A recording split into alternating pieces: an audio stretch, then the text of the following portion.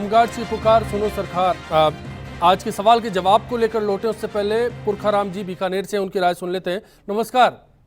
Sir नमस्कार। क्या कहना चाहेंगे पुरखाराम जी? पहले सर मैं आपका धन्यवाद देना चाहूंगा जो आपने ये मुद्दा उठाया है। शुक्रिया सर। हाई कोर्ट ने ये आदेश दे दिया है, ये पालना नहीं कर सकती सरकार, तो ये कह दिया कि हमें इस फोर्स की जरूरत ही नहीं है, फिर जरूरत क्या है रखने की। बिल्कुल, मैं इस पर मांडन साहब हैं बीजेपी से, मैं उनसे जवाब लूंगा, लेकिन आज एक सवाल आपके बीच हम लेकर आए थे, उसका जवाब भी आपको दे देते हैं कि क्या सरकार होमगार्ड्स के आंदोलन को दबा रही है। इस सवाल के जवाब में 66% दर्शकों ने जवाब हाँ में दिया है। मांडन साहब क्या कहना चाहेंगे? सरकार पर भरोसा नहीं, आंदोलन दबाएगी, क्या यही लोकतांत्रिक सरकार का रुख होगा? देखिए अश्विनी जी, एक शब्द है विश्वास। आपको विश्वास रखना पड़ेगा कि सरकार आपके लिए काम कर रही है। नहीं, कब तक नहीं। अब सरकार हर मोर्चे के ऊपर सफलतापूर्वक अपना काम कर रही है और जिलों के अंदर, गांव के अंदर सभी जगह जा रही है। देखिए देखिए, लेकिन मैंने आपको कहा ना, नियमों के तहत रहते हुए जो काम किया जा सकता है वो सरकार करने के लिए बिल्कुल कटिबद्ध है। अर्चना जी, क्या उम्मीद है सरकार से? इस बात को लेके इस चीज से अलोकतांत्रिक तरीके से बिना किसी परमिशन के आप कोई भी अगर करेंगे तो लोकतांत्रिक तरीका है। तो अगर अर्चना जी, क्या उम्मीद है सरकार से? एक ही चार दीवारी और कांग्रेस आगे क्या रणनीति अपनाएगी जिसमें कि आंदोलन करने की स्वीकृति दी जाती है और स्वीकृति के बाद बैठे? सबसे पहले तो आप कांग्रेस आगे क्या रुख अपनाएगी? देखिए, कांग्रेस इनके समर्थन में है। हमने इनसे कहा भी वहां जाकर के कि भारतीय जनता पार्टी की सरकार जो है उसको ये परस्यू करना चाहिए, अमेंडमेंट करना चाहिए एक्ट में, और विधानसभा में इसका समर्थन करेंगे। और सबसे बड़ी बात याद रखनी पड़ेगी भारतीय जनता पार्टी को कि आपने जब चुनाव के समर में आप गए, चाहे केंद्र या राज्य में, तो आपने परसेप्शन बदलने का प्रयास किया, लेकिन आप परसेप्शन बदलने की जगह आप जिस तरह की नीति पर काम कर रहे हो वो जनता के साथ विश्वासघात है। आपका घोषणा पत्र आपके लिए सैंक्टिटी का एक डॉक्यूमेंट होना चाहिए। जो लीगल डॉक्यूमेंट हमने अपना करा था उसको और लीगैलिटी प्रदान की थी कैबिनेट से पास करवा के, आपने भी उसका अनुगमन करने का प्रयास किया। तो फिर आपको ये मानना, क्या आपकी मुख्यमंत्री कर चुके हैं? आपके कहने से झूठ नहीं बोलती है। झूठ बोलने की आदत कांग्रेस की है। 70 साल तक जो पार्टी कांग्रेस गरीबी हटाओ का नारा लगाती रही, वो आज भी ये मानती है कि हाँ हमारे शासन में ना गरीबी मिली लोगों को, ना बिजली मिल पाई, ना पानी मिल पाई, ना समुचित व्यवस्था मिल पाई।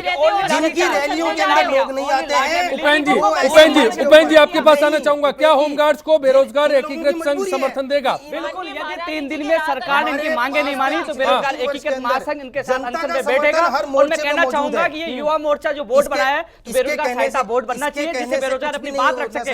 बात रखने के लिए जाते लाठीचार्ज मिलता है, बिल्कुल गलत है। और ये लाठीचार्ज एक और संघ जुट जाएगा विरोध में, एक और संघ जुट जाएगा विरोध में आपके साथ। चुनाव से बेरोजगारों हम लोगों ने निकायों जब के हम अंदर, दास्ता के लिए हम दास्ता बेरोजगार फिल्म बनाते हैं, उस फिल्म पे रोक लगा दिया जाता है। ये कहां का लोकतंत्र? हमारे अनिल गोठवाल साहब, क्या सुरक्षा तंत्र को मजबूत बनाने के लिए सरकार को कम से कम गंभीरता के साथ वार्ता करते हुए इस आंदोलन को जल्द से जल्द खत्म करना चाहिए?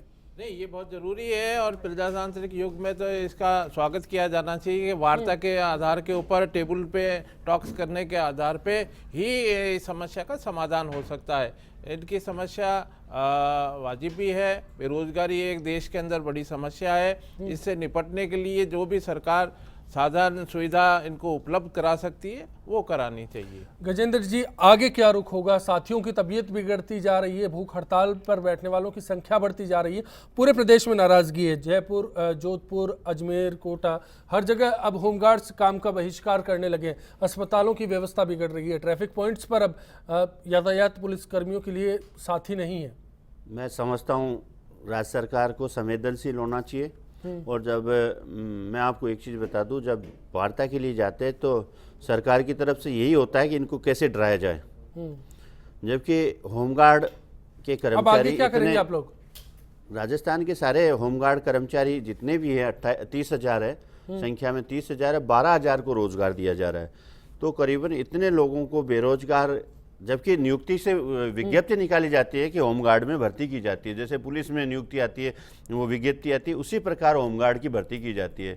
जब सुविधाओं का नाम आता है, होमगार्ड कर्मचारी सुविधाएं मांगते हैं तो स्वयंसेवक हैं सिर्फ, बाकी कामों में वो पुलिस के समान गार्ड हैं और उनको नोटिस के तहत उनको पनिश किया जाता है। अगर वो समय पे नहीं आता तो पनिश किया जाता है। और जब शुरू में इन पे 50 रुपये पनिशमेंट था, आज वो 250 रुपये और 3 महीने की कैद है।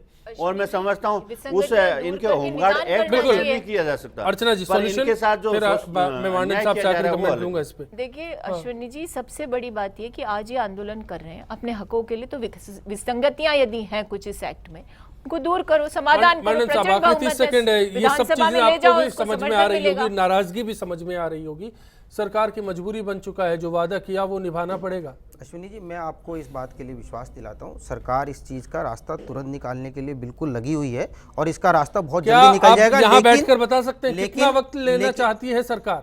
नहीं, सरकार ने जहाँ तक मुझे ध्यान है 2 महीने का समय मांगा, क्योंकि इसमें कुछ फाइनेंशियली इम्प्लीमेंटेशन भी है और भी कुछ बातें हैं। तो इसका दूसरी बात लेकिन अपने देखिए अपने कर्तव्यों से मुख मोड़ के ये लोग सभी लोग यहाँ के बैठे, ये भी गलत है, ये भी गलत है। चलिए, जो भी मसले हैं अपडेट के साथ आप तक उठाकर हम लोग पहुंचाते रहेंगे। समय की अवधि काफी कम है, लोगों की राय लगातार सुनने की कोशिश हमने यहाँ पर की और जो राय आई उसके मुताबिक अब सरकार को सुनना चाहिए, जागना चाहिए। फिलहाल के लिए इतना ही। सभी मेहमानों का शुक्रिया अदा करते हुए आप सभी से इसी उम्मीद के साथ विदा चाहेंगे कि आने वाला कल सबके लिए आज से बेहतर साबित होगा।